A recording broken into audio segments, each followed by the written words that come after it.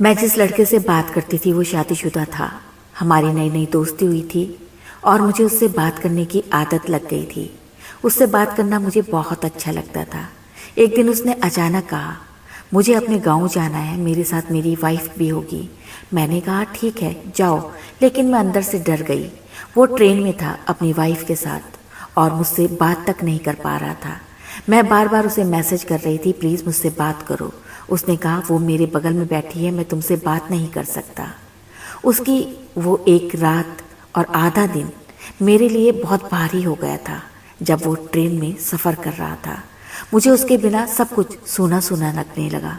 धीरे धीरे उसने मुझे इग्नोर करना शुरू कर दिया। जब वो गांव पहुंचा, सुबह गुड मॉर्निंग करता और फिर पूरा दिन गायब रहने लगा। वो मुझे ऑनलाइन तो दिखता था, लेकिन मैं मजबूर थी, उसे कॉल नहीं कर सकती थी, क्योंकि ये डर था कहीं उसकी वाइफ उसको पकड़ ना ले, उसकी कॉल देख ना ले। मैं अंदर ही अंदर टूटने लगी, उदास रहने लगी। और जब वो शाम को थोड़ी देर मुझसे बात करता तो मैं उससे बात करती नहीं थी, बल्कि उससे झगड़ती थी कि तुम पूरा दिन कहाँ रहते हो, मुझसे बात क्यों नहीं करते। फिर एक दिन उसने मुझसे वो बात करना भी बंद कर दिया।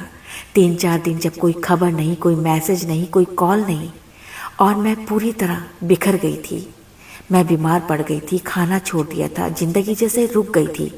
फिर मैंने हिम्मत करके उसे कॉल किया, लेकिन उसने मेरी कॉल काट दी और मुझे ब्लॉक कर दिया। उस पल लगा सब कुछ खत्म हो गया। मैं बहुत रोई, बहुत टूटी। दिन गुजरते गए और आखिरकार मैंने उम्मीद छोड़ दी।